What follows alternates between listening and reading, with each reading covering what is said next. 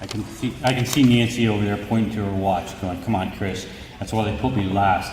Last time I spoke first, and the program was over. Yeah, I'm Commander Dempsey from the Merchant Marine Academy, and I just want to go through a couple things just to review. There are 5 federal academies in the United States. The 3 big ones, West Point, Annapolis, and Air Force Academy, all under the Department of Defense. Lots of money, okay? And you got these 2 other little academies, Coast Guard Academy and the Merchant Marine Academy. Coast Guard Academy is now under Homeland Security.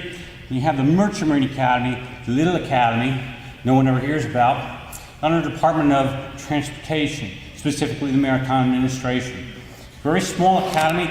No, we're not Marines. I even brought 2 midshipmen down with me sitting at the table over there. They're waving to you. They're not Marines, okay? What is Merchant Marine? We train officers to move goods on merchant ships from point A to point B. We don't have a lot of time in our curriculum.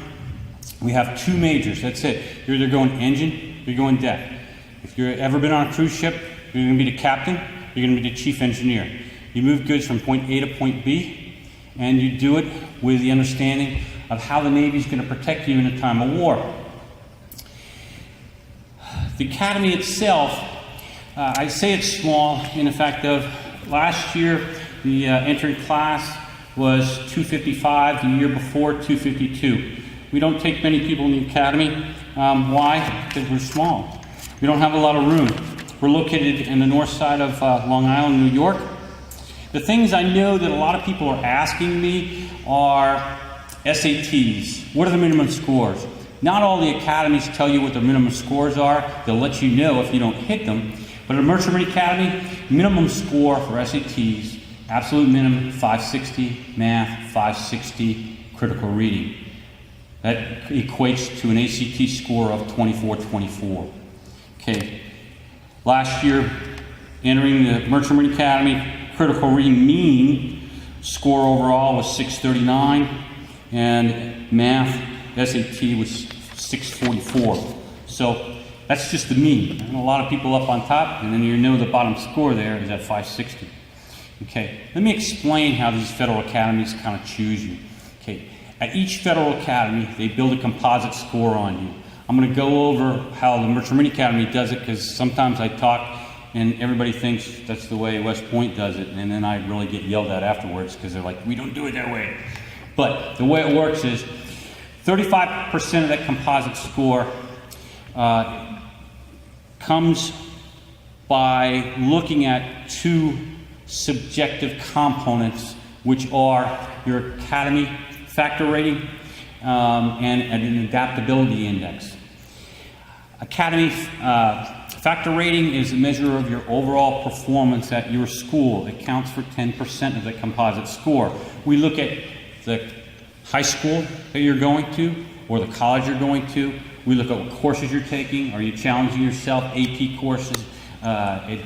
Also, any courses that are accelerated, both at a college level, those give you more points in that composite score. The other portion of that, 35%, is a thing called adaptability index, and it's assessment of your ability to lead and adapt to academy life.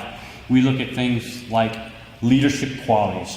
Okay, sports. We want to see you as a captain or co-captain your senior year. If you're in a club or an activity, we want to see you as a president or vice president your senior year. We don't want to see 10 clubs on there because we know you're not devoting any time to any of them. Okay, so if you're in Scouts, you better make Eagle. Otherwise, it'd be better you weren't in Scouts. We want to see that you accomplish things and continue to challenge yourself, and that you don't just start something and just let it drop. All the academies are looking for the same thing. They have different scoring that they use and different percentages. So at the Merchant Marine Academy, you've got those 2 scores, the subjective, which is 35% of that composite score. 65% of that composite score are your SATs. Math counts 25%, verbal 10%.